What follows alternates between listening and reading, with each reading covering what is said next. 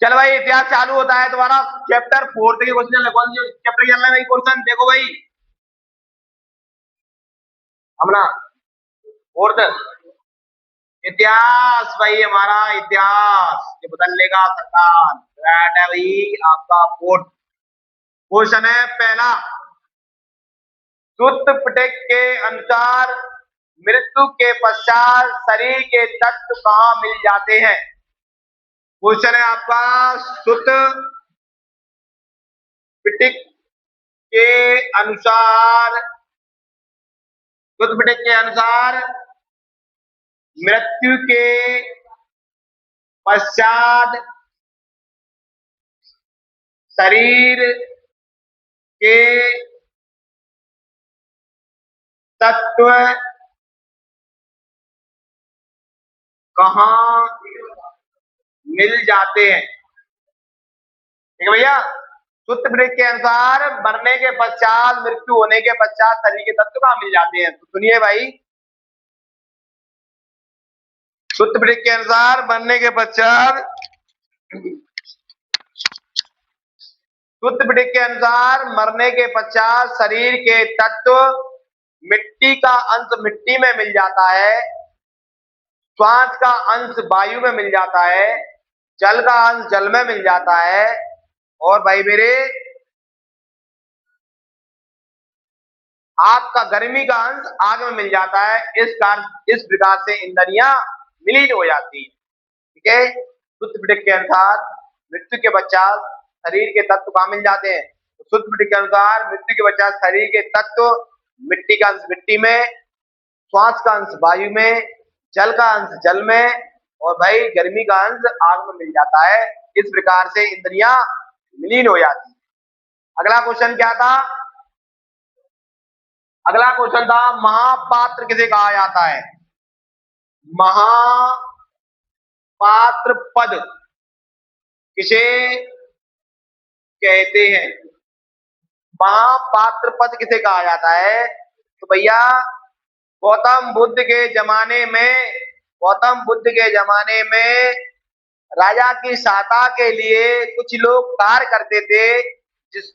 जो लोग कार्य करते थे उनमें कुछ अच्छे पद पर विराजमान थे, उनको ही महापात्र पद कहा जाता है। ठीक है, गौतम बुद्ध के जमाने में राजा की सहायता के लिए लोग काम का कार्य करते थे, उसमें कुछ अच्छे पद पर थे, तो उनको ही महापात्र पद कहा जाता है। ठीक है भाई, अगला क्वेश्चन है भाई, संत चित्रण किसे कहते हैं?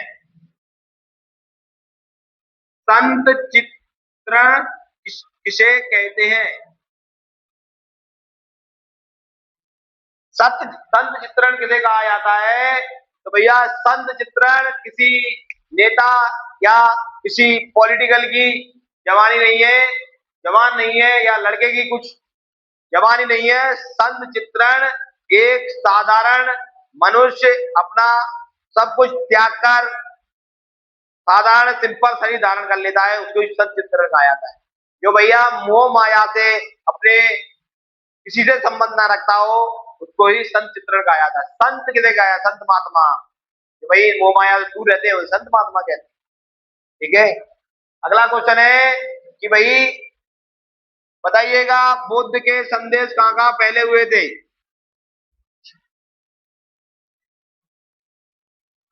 उन देशों के नाम, या उन देशों के नाम और क्षेत्र बताइएगा जहां पर, उन देशों के नाम और चित्र बताइएगा जहां पर बुद्ध के संदेश फैले हुए थे। तो भैया, उन देशों के नाम है भारत से लेकर भूटान तक, वर्तमान में पाकिस्तान, अफगानिस्तान, म्यांमार, नेपाल वगैरह, चीन वगैरह, यहाँ तक बुद्ध के क्या संदेश फैले हुए थे। याद ही करना है बेटा ये। ठीक है, ये वाला क्वेश्चन। अगला है, चैत्य किसे कहते हैं?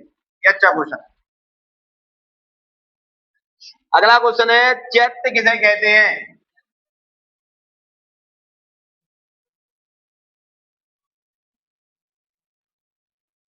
चैत्य किसे कहा जाता है? ये बात अच्छा क्वेश्चन है। ठीक है भाई, चैत्य किसे कहते हैं? तो भैया, मृत्यु के पश्चात बॉडी को, अपन शरीर को जलाने के पश्चात जो उसके अवशेष मिलते हैं, उन अवशेषों को टीलों में सुरक्षित रख दिया जाता था पहले। अब तो गंगा जल में विसर्जन कर देते हैं, अब कोई टीले विले में नहीं रखते। तो पहले शरीर को जलाने के पश्चात, दफनाने के पश्चात जो उनके अवशेष निकलते थे उनको टीलों में सुरक्षित रख दिया जाता था। उन अंतिम संस्कार के टीलों को ही चैत्य कहा जाता है। ठीक है, मिलने के पश्चात अवशेष निकलेंगे, तुम्हारे दांत, तुम्हारे नाखून ये जलते नहीं है, तो ये इनके जो अवशेष निकलते ना उनको भैया सुरक्षित टीलों में रख दिया जाता था। तो अंतिम संस्कार के जो टीले मिलते थे ना उनको ही चैत्य कहा जाता है। ओके भाई, इतिहास में भाई इक्का दुक्का तिक्का चौका पांच क्वेश्चन समझा दिए, ध्यान रखना। चल भाई, क्वेश्चन है भूगोल का। भूगोल चैप्टर कितना है वन?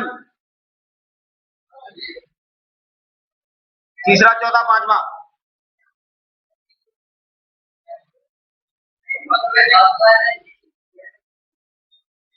भूगोल पार्ट है तुम्हारा तीसरा।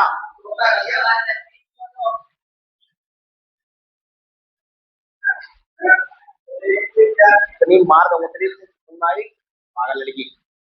तो भैया इसका है भूगोल का पार्ट है अपना चौथा का क्वेश्चन है पहला। क्या क्वेश्चन है भाई? जीविकोपार्जन कृषि किसे कहते हैं, इसके विशेषता लिखिए। क्वेश्चन है आपका, जीविकोपार्जन कृषि किसे कहते हैं, इसकी विशेषता लिखें। ठीक है भैया, जीविकोपार्जन कृषि किसे कहा जाता है, इसकी विशेषता लिखें।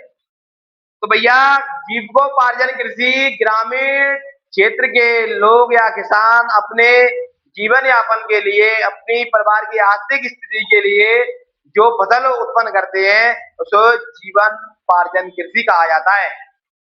इन कृषियों का आकार छोटा छोटा होता है। इसकी विशेषता लिखिएगा, तो इसकी विशेषता निम्नलिखित है। जीवोपार्जन कृषि में किसान एक साल में 3 से 4 फसल उगाने की सोचता है। ठीक है, पहला पॉइंट। दूसरा पॉइंट है, इन कृषि में किसान अत्यधिक मेहनत करता है। और तीसरा पॉइंट है कि भैया इस कृषि में किसान देसी खाद का प्रयोग करता है जिससे मिट्टी की उर्वरक क्षमता कायम बनी रहे। ठीक है, ये इसकी विशेषता है किसकी, जीवन पार्जन कृषि। ठीक है, अगला क्वेश्चन है भैया कि निर्वय कृषि और वही रोपण कृषि, कृषि में अंतर लेकर निर्वय कृषि को बोला जाता है जीविकोपार्जन कृषि और रोपण कृषि को बोला जाता है व्यापारिक कृषि। ठीक है, निर्वय कृषि को जीविकोपार्जन कृषि और रोपण कृषि को व्यापारिक कृषि बोला जाता है। सुनिए ध्यान से कि भाई इस कृषि में खेतों का आकार छोटा होता है, इन कृषि में खेतों का आकार बड़ा होता है। इस कृषि का लोग प्रयोग अपने मूलभूत आवश्यकता के लिए अपने परिवार की आर्थिक स्थिति करते हैं, और इस कृषि का प्रयोग लोग व्यापार के लिए करते हैं। ठीक है, इस कृषि में खेतों का आकार छोटा होता है, इस कृषि में बड़ा होता है। इस कृषि में लोग अपने परिवार की मूलभूत आवश्यकताओं को पूरी के लिए करते हैं, और इस कृषि में लोग व्यापार के लिए कृषि करते हैं। ठीक है, इस कृषि के अंतर्गत चना, गेहूं, मक्का वगैरह आता है, और इस कृषि के अंतर्गत गन्ने की कृषि, चाय की कृषि, कॉफी की कृषि आती है। ठीक है, और अगला पॉइंट है भाई,